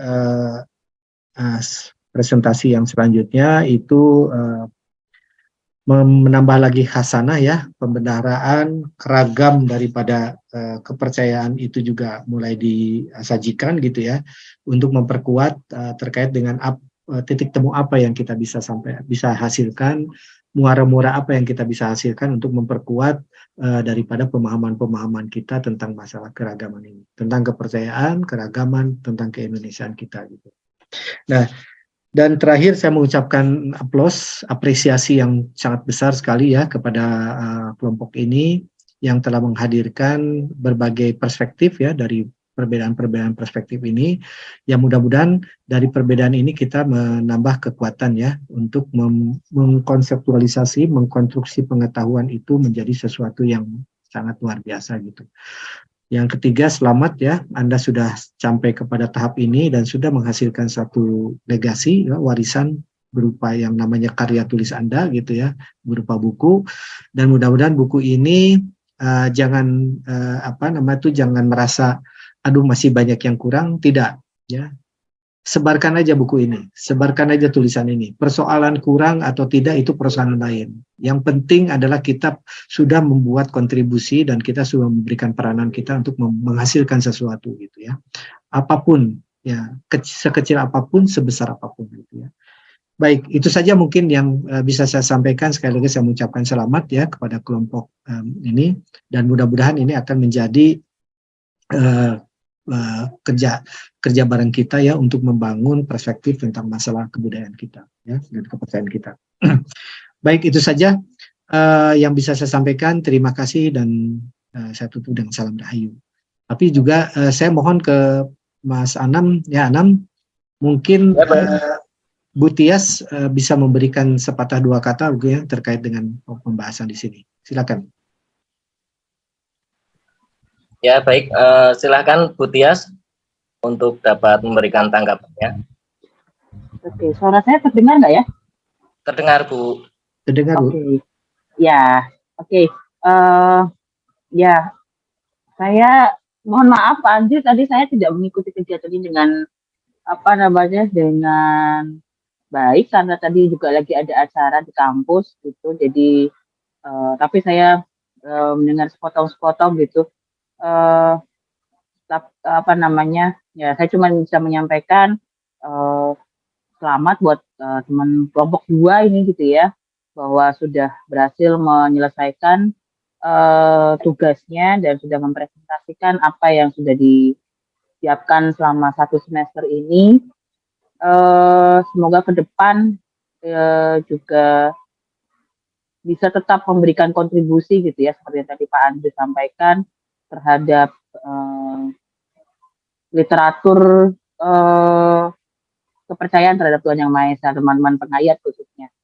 Dan apa namanya, ya biar tulisannya juga kita belajar lagi menulis dengan lebih baik gitu ya, hasil karyanya satu ketika juga bisa diterbitkan dengan misalkan di artikel atau di jurnal-jurnal yang jurnal-jurnal ilmiah yang bereputasi misalnya, itu kan suatu saat juga menjadi satu impian buat kita semua untuk menyumbang paling tidak ada tulisan-tulisan atau literatur yang ada hubungannya dengan kepercayaan terhadap Tuhan Yang Maha Esa.